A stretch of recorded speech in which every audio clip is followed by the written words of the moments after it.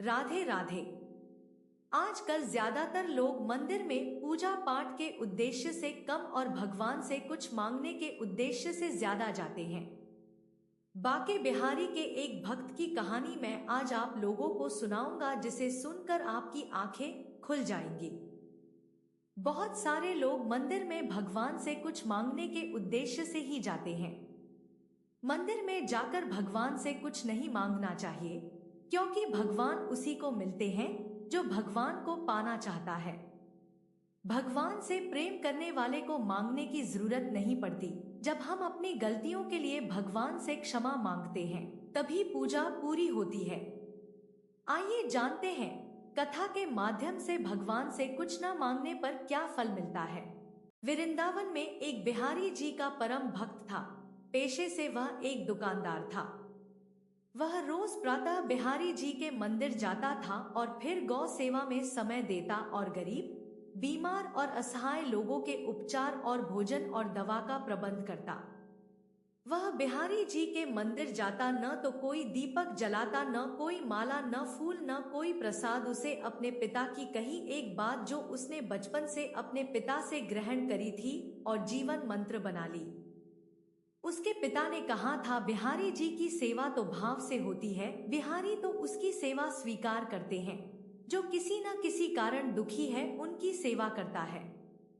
जो पशु पक्षियों की सेवा करता है, देखो भगवान ने स्वयं गौ सेवा की थी। लेकिन एक बात थी, मंदिर में बिहारी जी की जगह उसे एक ज्योति दिखाई देती थी, जबकि मंदिर में बाकी के सभी भक्त कहते, वाह, आज बिहारी जी का श्रृंगार कितना अच्छा है, बिहारी जी का मुकुट ऐसा, उनकी पोशाक ऐसी। तो वह भक्त सोचता, बिहारी जी सबको दर्शन देते हैं, पर मुझे क्यों केवल एक ज्योति दिखाई देती है। हर दिन ऐसा होता। एक दिन बिहारी जी से बोला, ऐसी क्या बात है कि आप सबको तो दर्शन देते हैं, पर मुझे दिखाई नहीं देते। कल आपको मुझे दर्शन देना ही पड़ेगा। अगले दिन मंदिर गया, फिर बिहारी जी उसे ज्योत के रूप में दिखे।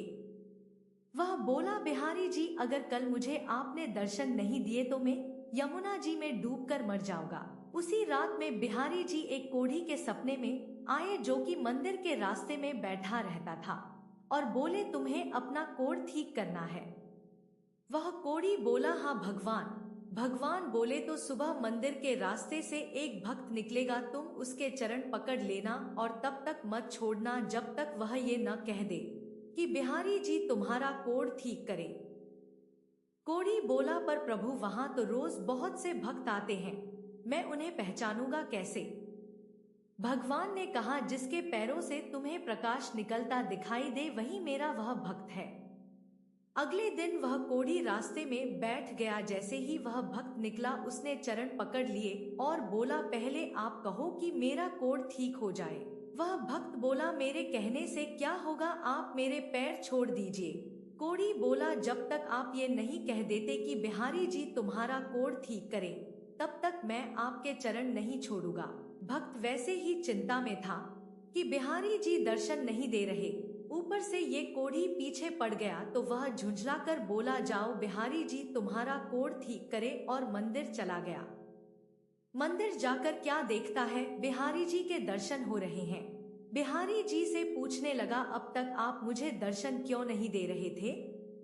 तो बिहारी जी बोले, तुम मेरे निष्काम भक्त हो, आज तक तुमने मुझसे कभी कुछ नहीं मांगा, इसलिए मैं क्या मुंह लेकर तुम्हें दर्शन देता।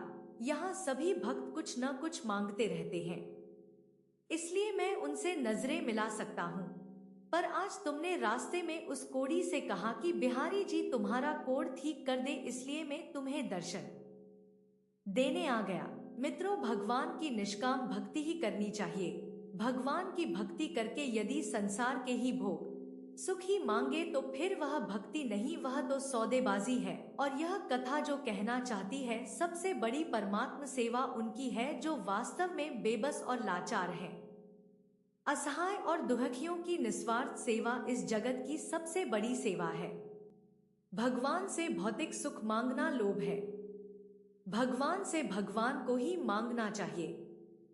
भगवान से मांगने के बारे में कुछ और बातें न भगवान से मांगना चाहिए। लेकिन हठ नहीं करना चाहिए। भगवान वही करेंगे जिससे हमारा मंगल होगा। भगवान की पूजा निस्वार्थ भाव से करनी चाहिए। पूजा पाठ करते समय भगवान के सामने किसी तरह की शर्त नहीं रखनी चाहिए।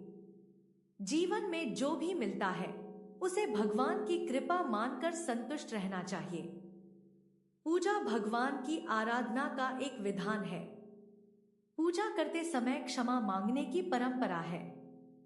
पूजा का पुण्य फल तभी प्राप्त होगा जब आप सही समय और नियम से पूजा करेंगे।